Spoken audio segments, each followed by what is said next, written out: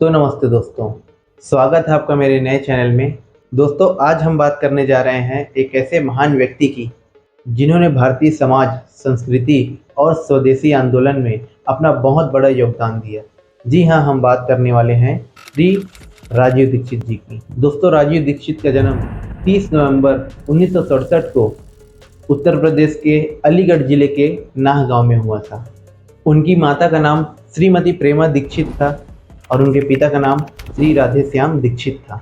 दोस्तों, राजीव दीक्षित बचपन से ही बहुत ही होशियार और जिज्ञासु हुआ करते थे, जो कि छोटी छोटी चीज़ों को बहुत ही बारीकी से ऑब्जर्व किया करते थे। उन्होंने अपनी शुरुआती शिक्षा लोकल स्कूल से प्राप्त की और आईआईटी प्रयागराज से केमिकल इंजीनियर की डिग्री प्राप्त की और उसके बाद ही वह फ्रांस चले गए और वहां से बायोमेडिकल इंजीनियरिंग की डिग्री प्राप्त की।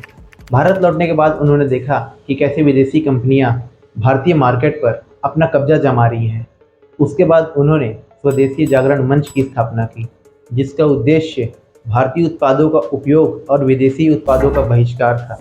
दोस्तों, राजीव दीक्षित जी यहीं नहीं रुकते, वह देश भर में घूम घूम कर लोगों को यह संदेश दिया करते थे और स्वदेशी उत्पाद के बारे में और उनके महत्व के बारे में लोगों को जागरूक भी किया करते थे। दोस्तों, उनके जोशीले और दमदार भाषण अक्सर सबूतों के आधार पर हुआ करते थे और उनके भाषणों से लाखों करोड़ों लोग प्रेरित हुआ करते थे। फिर राजीव दीक्षित और बाबा रामदेव ने साथ मिलकर भारत स्वाभिमान आंदोलन की शुरुआत की, जहां उन्होंने आयुर्वेद, स्वदेशी पदार्थ, चिकित्सा और योग के बारे में लोगों को एकजुट किया। दोस्तों, आपको यह जानकर हैरानी होगी कि हमारे देश में नोटबंदी 2016 में हुई थी, लेकिन इसका लक्षण कहीं ना कहीं राजीव दीक्षित जी ने बहुत ही पहले ही बता दिए थे। हालांकि राजीव दीक्षित और बाबा रामदेव के विचार कभी कभी आपस में नहीं मिला करते थे। दोस्तों, राजीव दीक्षित के समर्थकों का मानना था कि बाबा रामदेव उनकी लोकप्रियता से घबरा गए थे और इसीलिए उन्होंने राजीव दीक्षित के खिलाफ बहुत ही षड्यंत्र रचना शुरू कर दिए।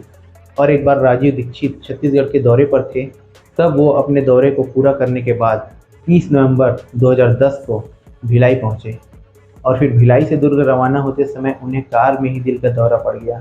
हालांकि उन्हें जल्द ही नज़दीकी अस्पताल ले जाया गया, लेकिन दुर्भाग्य से उनकी जान न बच सकी और इस तरह से देश के लिए अपनी पूरी जिंदगी न्यौछावर करने के बाद उन्होंने हम सबको अलविदा कह दिया। उनके विचार और संदेश आज भी लाखों लोगों के दिलों में जिंदा हैं और उनके समर्थक आज भी उनकी बताई हुई बातों को फॉलो किया करते हैं। देश उनके इस दिए हुए योगदान को कभी नहीं भूल सकता। उनके दिए गए संदेश और उनकी द्वारा कही गई बातों को देश कभी नहीं भूल पाएगा।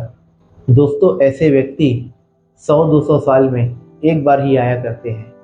दोस्तों, अगर ये आपको वीडियो पसंद आया होगा तो सब्सक्राइब करें, लाइक करें और आपको ये वीडियो कैसा लगा नीचे कमेंट बॉक्स में ज़रूर बताएं।